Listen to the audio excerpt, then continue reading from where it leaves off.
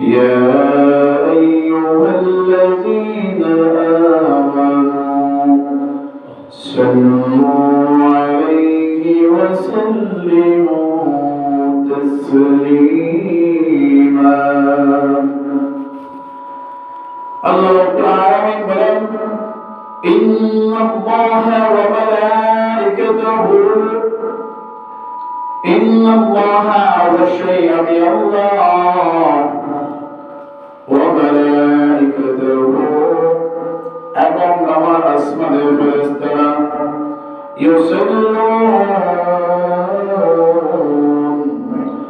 দুরূদ পড়ি আলান নবী নবীর উপরে আমি আল্লাহ দুরূদ পড়ি আমার আসমানের ফেরেশতাদের দিয়া যেমন একজন শিক্ষক তার ছাত্রদেরকে নিয়ে একসাথে ক্লাস করায় আমি আল্লাহ রাব্বুল আলামিন ঠিক তেমন ভাবে আমি আমার আসমানের ফেরেশতা নিয়ে আমি আমার রাসূলের দরুদ শরীফ পাঠ করি সুবহানাল্লাহ।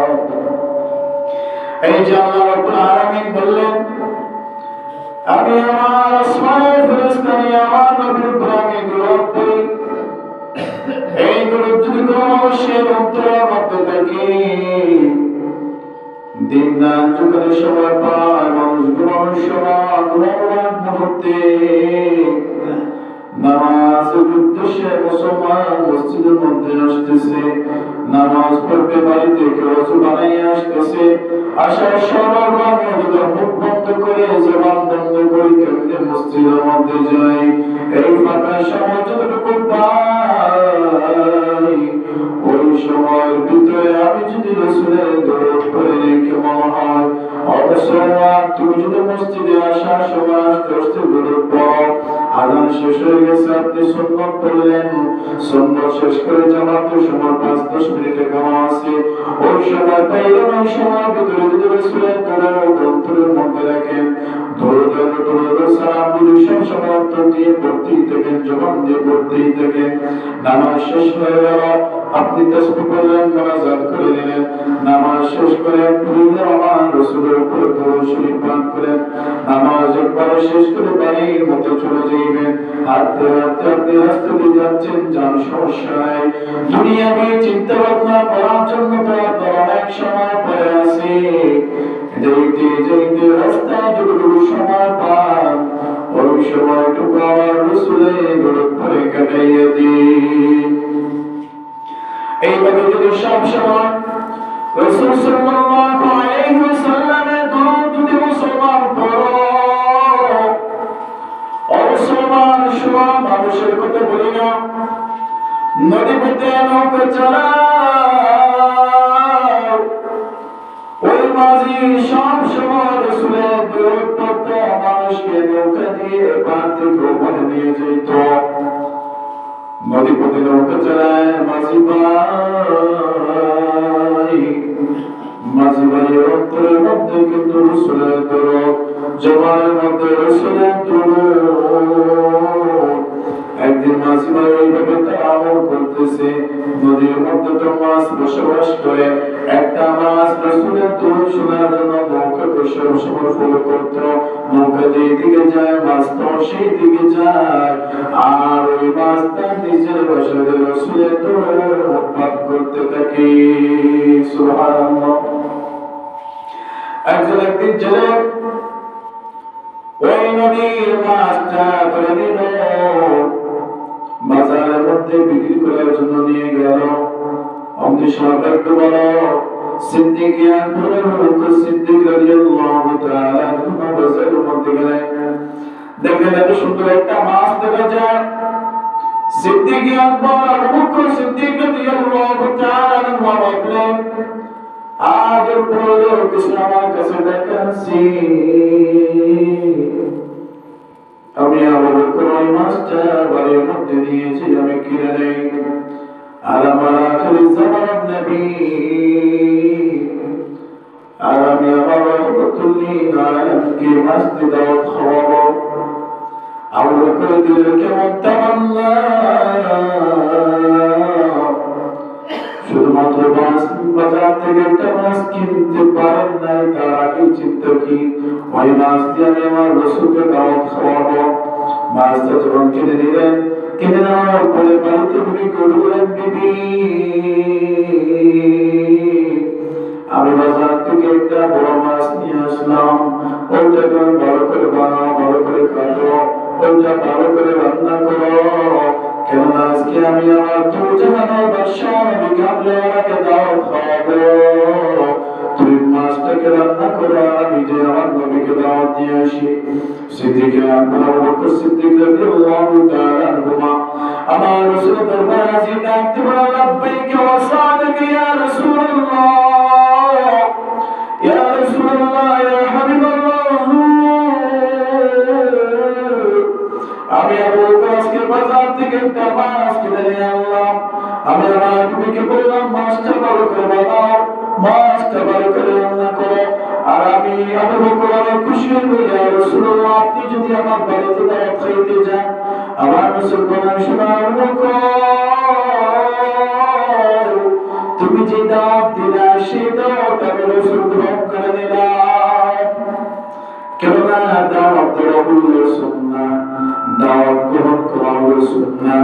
যেমন হাদিয়া দেওয়া সুন্নাত, হাদিয়া গ্রহণ করা সুন্নাত। এইভাবে রাসূল সাল্লাল্লাহু আলাইহি সাল্লাম দাওয়াত গ্রহণ করে নিলেন। বাড়ির মধ্যে যান, যাওয়ার পরে বিবিকে ডাকতে বললেন, বিবি রান্না টুকি হয়ে গেছে, মাছটাকে ভালোভাবে পাঁচশো ভালোভাবে রান্না করেছ। বিবি ডাকতে বলল, স্বামী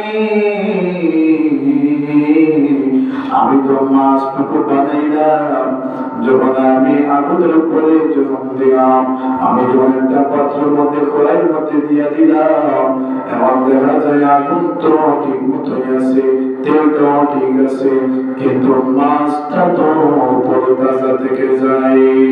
সুবহানাল্লাহ। বিবিটা একদিন বলে, স্বামী আমি তো মাছটা কাটলাম, মাছটা তো ভাগ ভাগ হয়ে গেল, পিস পিস হয়ে গেল।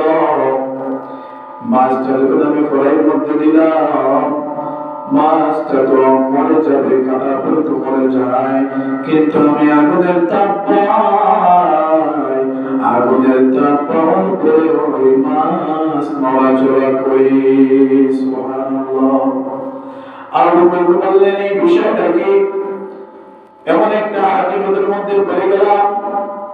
আবু বকর বললেন, বিবি একটু অপেক্ষা করো, রাসূল সাল্লাল্লাহু আলাইহি ওয়াসাল্লাম দরবার থেকে আমি একটু জেনে নিয়ে আসি হাকিকত কি। আবু বকর সিদ্দিক ডাকতে বললেন, ইয়া রাসূলুল্লাহ, ইয়া হাবিবাল্লাহ,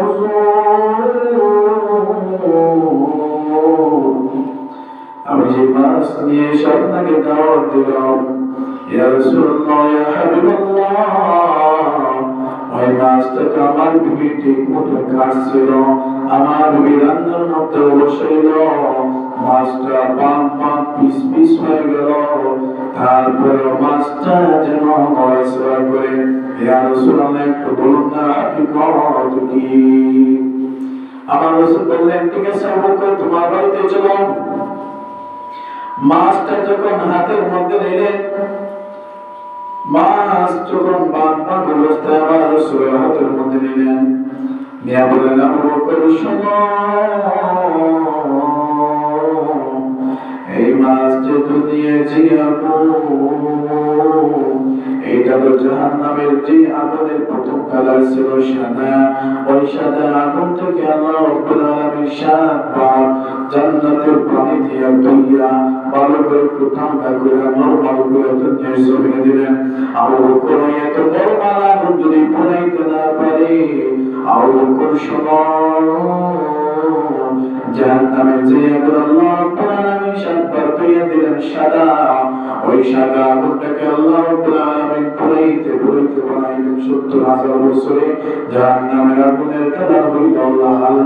ওই না জাহান্নামের আগুনকে আল্লাহ রাব্বুল আলামিন আরো ৭০,০০০ বছর পোড়াইতে পোড়াইতে লাল আগুন যে যখন কালা হয়ে গেল, ও আবু বকর শোনো, ওই যে ৭০ করে যে দুইবার আগুনগুলা তাপ হইল, দুইবার পুরো, এই যে কালো আগুনের মধ্যে যদি দেওয়া হয় ওই মাছটা তারপরেও মরবে না। সুবহানাল্লাহ। আবু বকর ডাকতে বলেন, ইয়া রাসূলুল্লাহ, তার কারণটা কি? মাছটা এত বড় কিসের জন্য? আমার রাসূল বলেন, শুনো আবু বকর, ওই মাছটা কোনো সাধারণ মাছ না। ওই মাছটা যে নদীর মধ্যে ছিল, ওই নদীর উপর দিয়ে একজন মাঝি সব সময় যাতায়াত করত, আর মাঝিটা জবান দিয়ে আমি রাসূলের দুরূদ শরীফ পাঠ করত, আর এই দুরূদ শরীফ শুনে শুনে ওই মাছটা তার পাশে দিয়ে আমি রাসূলের দুরূদ শরীফ পড়ে। আবু বকর শুনে অবাক হয়ে গেল, ইয়া রাসূলুল্লাহ, ইয়া হাবিবাল্লাহ, আপনার দুরূদ শরীফ পাঠ করার জন্য এই মাছটা যদি এত অস্বাভাবিক হয়ে যায়, মাছটা যদি কোনো আগুন যদি পুরাইতে না পারে, আর কোনো মানুষ যদি আপনার দুরূদের মধ্যে রাখে, ইয়া রাসূলুল্লাহ, আমার মনে হয় ওই মানুষ যদিও জাহান্নামে যায় কিন্তু জাহান্নামের আগুন থেকে পুরাইতে পারবে না। আমার রাসূল বলেন, শোনো আবু বকর, আমার কোন উম্মত যদি আমি রাসূলের দুরূদ সব সময় পালন করে আর যদি ওই উম্মত জাহান্নামের মধ্যে দেওয়া হয়, আমার উম্মতের যারা পরিমাণ ক্ষতি হবে না। সুবহানাল্লাহ। কে আফসোস কেমন হতে বাদ হয়ে গেলাম। আজকেকার সময়ের মধ্যে নামাজ তো নাই, মানুষ দুরূদ কি পড়বে, তেলাওয়াত কি করবে? মানুষ তো মারা যাওয়ার পরে মানুষটাকে আমরা মনে করি তার কাজ শেষ। মানুষ মারা যাওয়ার পরে 2-4 দিন পরে আমরা তাকে পড়ে যাই, নিজের মরণের কথা চিন্তা নাই। আর আমার রাসূল বলেন, শোনো,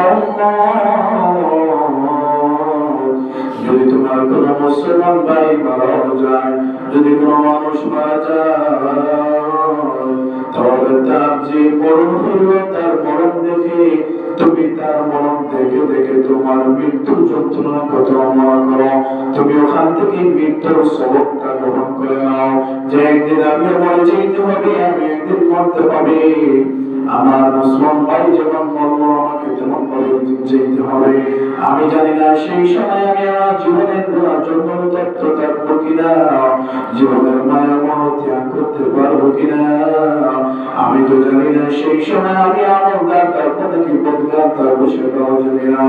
অতএব তুমি তার মৃত্যু জীবন দেখেই ফেলেছো মুসলমান, তার মৃত্যু থেকে তোমার মৃত্যুর ভয় শুরু করো। কিন্তু আফসোস, মানুষ নামাজ পড়ে না, কারণ কি? মৃত্যুর ভয় তার অন্তরের মধ্যেই নাই। আর রাসূলের দুরূদ তার অন্তরের মধ্যে কেমনেই বাধা করি? অমুসলমান, একবার চিন্তা করলে, এই যে বললাম দুনিয়ার জমিনে আল্লাহ রাব্বুল আলামিনের 18,000 মাখলুকাত আছে, আসমানের জমিনে 18,000 মাখলুকাত শেষ হয়ে যাবে, আল্লাহ রাব্বুল আলামিনের জিকির বন্ধ হয়ে যাবে। মানুষ জাতিরা জিন জাতিরা আল্লাহ রাব্বুল আলামিনের জিকির করে, এক সময় দেখা গেল মানুষরা শেষ, জিন জাতিরা শেষ।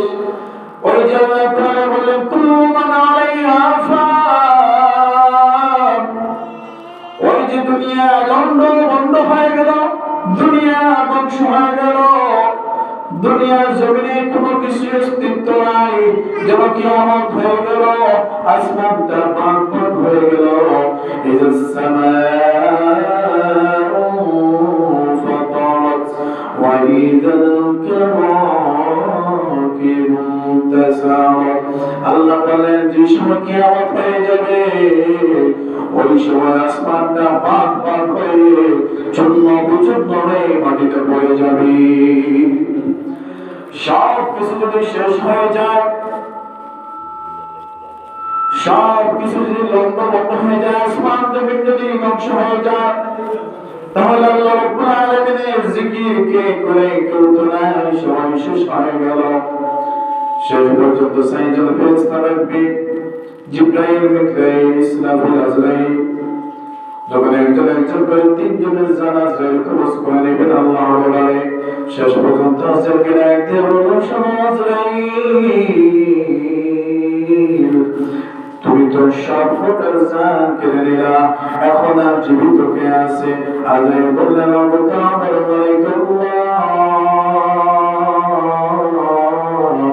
একমাত্র আমি আজরাইল আর আপনি আল্লাহ। তাহলে বলো আজরাইল জান শুরু হয়েছে তাহলে শেষ হয়েছে, ও আজরাইল বলো আবার শুরু আর শেষ কোনো আছে নাকি? আজরাইল বললেন আল্লাহ আপনার শুরু নাই আপনার শেষ নাই, আপনি হলেন আদি আপনি হলেন অন্ত, আর আমি আজরাইল তো আপনার থেকেই সৃষ্টি, আমার শুরু আছে তার মানে আমার শেষ আছে। ও আজরাইল তাহলে বলো তাহলে এখন যে একটা প্রাণী রয়ে গেল তার শুরু আছে কোনো শেষ হয় নাই, তাহলে বলো আজরাইল এই যে তোমার শুরু হলো তোমার তো শেষ তো হতেই হবে, এবার আজরাইল জানটা খরচ করতে হবে। আজরাইল বললেন আবু কাবের মালিক আমি তো সবার জান কেড়ে নিলাম, কিন্তু আমি আমার জান কেমনি খরচ করবো? আমার জান খরচের জন্য কে আছে? আল্লাহ রাব্বুল আলামিন বললেন তোমার জান খরচের জন্য আমি কাউকে রাখি নাই। এই যে তুমি সবার জান খরচ করলে আজরাইল, আজকে তুমি তোমার জান খরচ করে একটু বুঝে নাও মৃত্যুর স্বাদ কেমন। আজরাইলকে যখন আল্লাহ রাব্বুল আলামিন অর্ডার করে দিবেন, আজরাইল আলাইহিস সালাম তার নিজ হাতে তার জান খরচ করে নেবেন। আজরাইল ওই সময় বুঝতে পারবেন মৃত্যুর যন্ত্রণা কত কঠিন। আজরাইল আলাইহিস সালাম সেই সময় বুঝতে পারবেন কেমন মৃত্যুর যন্ত্রণা কঠিন।